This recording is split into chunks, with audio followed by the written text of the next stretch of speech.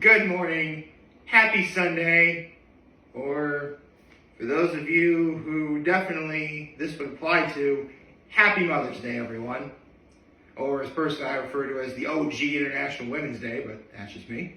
I've always thought if International Women's Day wasn't already a thing that we had back in March, today I would consider International Women's Day. But again, that's just me. Let's get to my low, my high, and my act of kindness. Let's see. My low would be, yesterday was on the quiet side. Not bad though. Just, kind of uneventful. My high is I got to see my nephews yesterday. Went to dinner with them and my dad. My act of kindness was helping my dad watch my nephews. And another part of my high is I got to see a movie yesterday on Netflix called Nonnas, which is what I want to talk about today. Which, I said this in my short last night, but it's very clear that Netflix released this movie simply because Mother's Day weekend was this weekend. And don't get me wrong, there have been plenty of instances where movies have been released on a particular weekend because thematically it made sense. And sometimes they were good, sometimes they were not so good. But I can guarantee you this is in the former because Nonnas was... I love this movie. I was smiling from ear to ear watching this movie. Nonnas are Italian grandmas. That's what they're called. They're called Nonnas. Which, again, grandmas are also moms. So, any grandmas out there, happy Mother's Day to you too. With that said, it's actually based, it's not, it is a true story, actually. Basically, the movie starts out with this one guy who's played by Vince Vaughn, who, actually his name was Joe Scaravella, who, grows up in an Italian household in New York City. Has lots of memories, cooking Sunday dinners with his mom and his grandma, or his Nonna, if you will. And about 40 years later, he's a full-grown adult. His mother sadly passes away. He gets life insurance of $200,000, I believe. He spent a lot of time caring for his mom, but now his friends, played by Joe Manganiello and Drea De Matteo, are saying, listen, do something. Get new furniture, get new clothes, do something. Pay your mortgage, or do whatever. So, in the midst of all that, Joe gets the idea to, cook his mother and grandmother's old recipes. And he goes to this one market that's on Staten Island, runs into this one grandma who would do the same things that his grandma would do. In the interim, he runs into this girl he knows named Olivia, played by Linda Cardellini. And, they catch up a little bit, and then Joe sees this building called Spiritos, and because it was a restaurant. And then he gets the idea. I'm going to open a restaurant. And here's the kicker. The people that are going to be working in this restaurant won't be professional chefs. They're going to be Nonnas. They're going to be grandmas. Which is actually, and he names the place Enoteca Maria after his mom. Which Enoteca Maria is, in fact, a real place in Staten Island. In fact, at the end of the movie, they say it's been open for 15 years. They employ Nonnas from all over the world. I think they sort of implied that, it's not just Italian. Obviously in the movie, since they were just starting the restaurant, they were just exclusively doing, Italian grandmas. But I think when they said all over the world, I think they might have implied that maybe there's grandmothers that are from, Poland or the Middle East or, places like that. I mean, listen, I just want to say right now, if any of you guys are watching this and you own a restaurant, you definitely have my respect. I don't want to run or open a restaurant because, this movie pretty much explains why. Because, yeah, it's great to have an idea and it's great to have, a vision, but opening and running a restaurant takes so much. Just hiring the help alone is already difficult enough. You gotta know what menu you're gonna have. You need building permits if you're rebuilding from the ground up. You need to pass inspections. You actually gotta do good to make any kind of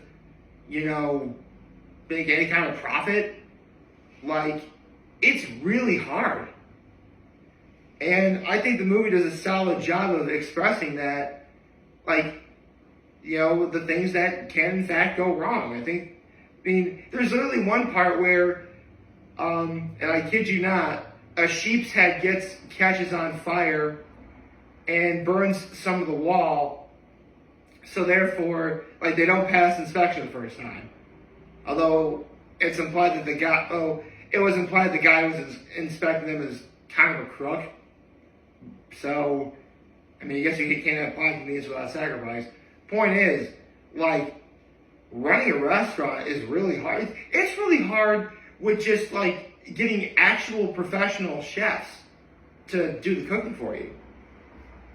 But having Italian grandmas who, in this movie, literally start off as, bickering and the banter listen, the heart and soul of this movie is the grandmas. Lorraine Bracco, Talia Shire, Brenda Vaccaro, and Susan Sarandon. These four women are, they're all knows in their own right, but they are the heart and soul of this movie. Yes, Vince Vaughn is definitely the main character, and you do feel for him many times throughout the course of this movie. But it's those four women I just mentioned where, you really do want this place to succeed overall. Not to mention, some of the dialogue in this movie is hilarious. For example, Lorraine Bracco's character, who was friends with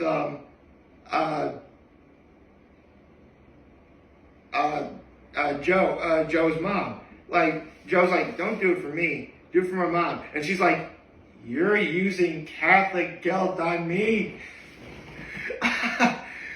Listen, as a Catholic myself, I definitely can sympathize with some of that. And it's just funny. This is just a really heartwarming, really fun movie that I highly recommend you all give a watch to. And they also definitely, I don't know if this actually happened because remember, Aztec and Maria is a real place. I don't know if this happened when it first opened in real life, but in the beginning, no one ever came to eat save for friends and family. Which, that first night they were open, they get hit with a freak thunderstorm, which, okay, that's understandable. No one wants to go out during a thunderstorm. That's easy. But, throughout the remaining third half of the movie, when they aren't getting much business, it's because, there are people in that area that don't want that place to succeed because they fell in love with the place that it used to be called Spirit House. So, it's not until, and Vince Vaughn is doing everything he can, who plays Joe, to make sure that this place succeeds. You really root for this guy throughout the whole movie. He's writing to critics, he's saying, listen, come to my place, give it a chance, I think you're going to love it. And it's not until he goes to this one critic called Edward Durant, played by Campbell Scott, does like he gets a review from him, and then more people start showing up, and then I mean basically this movie does have a happy ending, and they do kind of make a sort of a subplot. I don't know if this also happened in real life, but it was established early on in the movie that Vince Vaughn's character took Linda Cardellini's character to prom, but like he ditched her because like he wanted to go drinking with the friends. By the time they got back, she was gone, stuff like that. And this movie also has a theme about grief, where Joe, played by Vince Vaughn again, is going through the the grief of losing his mother. Meanwhile, Olivia, played by Linda Cardellini, is going through the grief of losing her husband so much that she still has. Okay, for reference, I wear this ring in my right hand.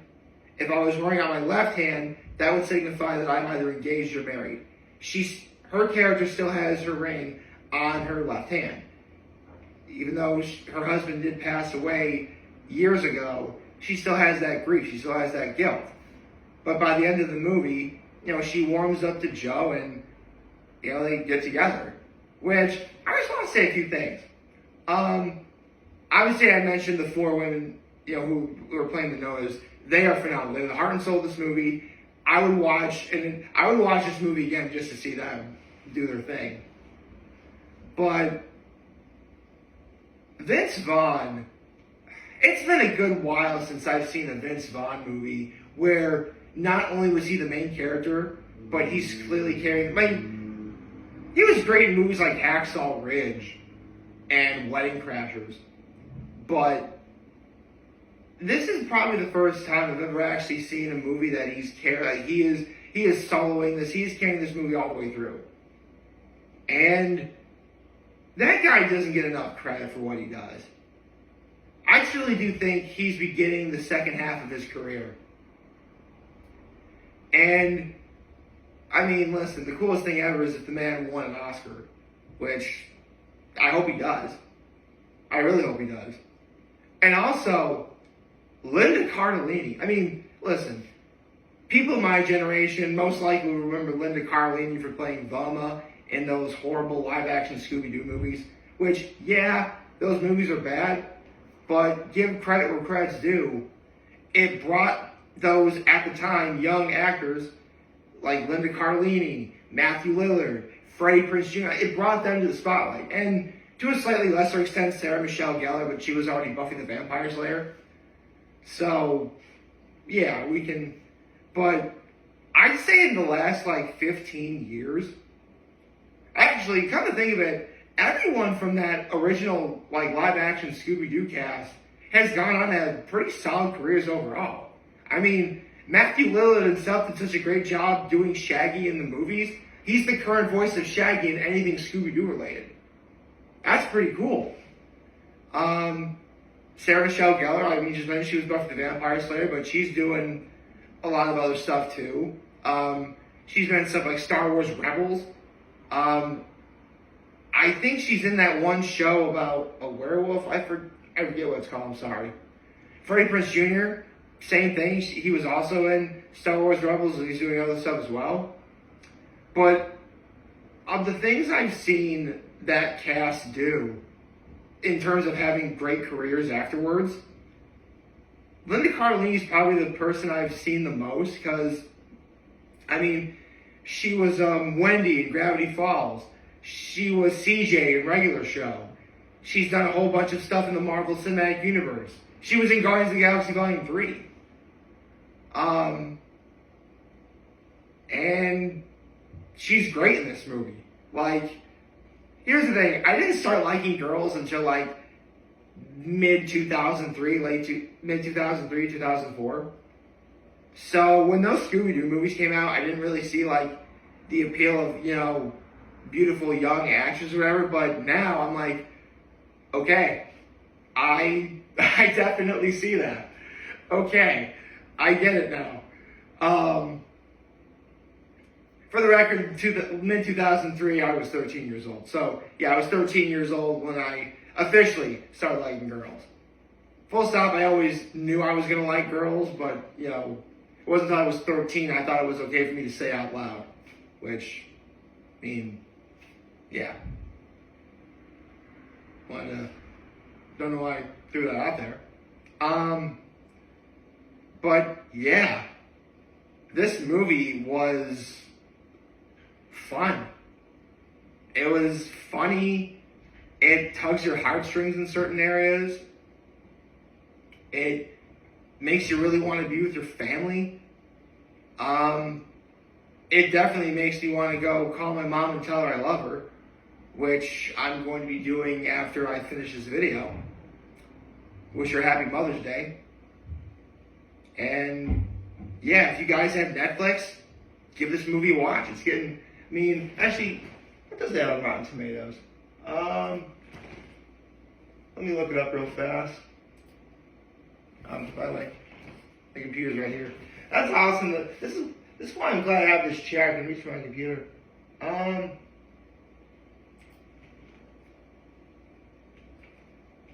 Let's see.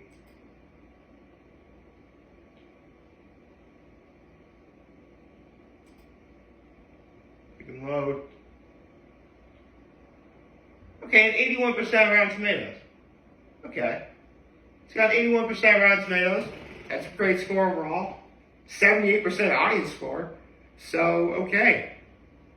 The reviews of this movie are genuinely positive. I mean, if you've got nothing to do today, you want to do something, you know what? Watch this movie. It's great. It was a lot of fun, and you know, if you're a Vince Vaughn fan, give it a watch. If you're a Linda Cardellini fan, give it a watch. If you're a fan of Susan Sarandon, hold on.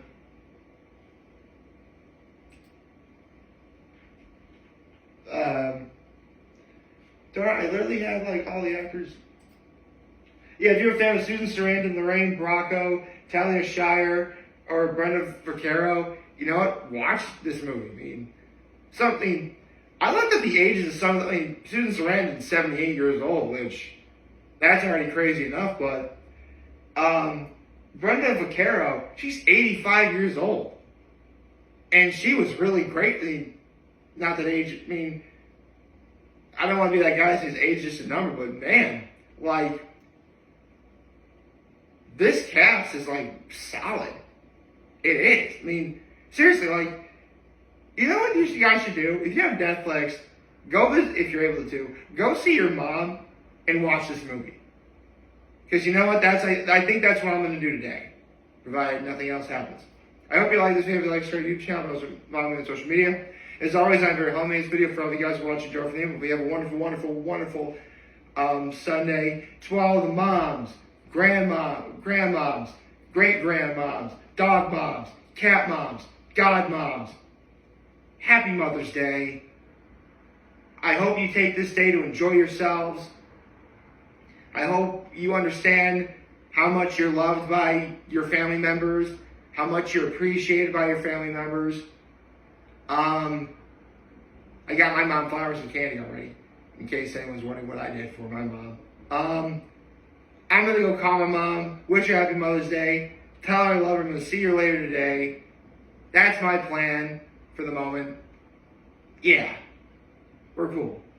I hope you all like this video. Like, subscribe to the YouTube channel, follow on social media. As always, I'm doing home news video for every guys watching Enjoy video. We have a wonderful, wonderful, wonderful Sunday. Happy Mother's Day once again. And remember, if you guys want to talk to us, we're here to let us back. Take care and make good choices. 607 all day, baby.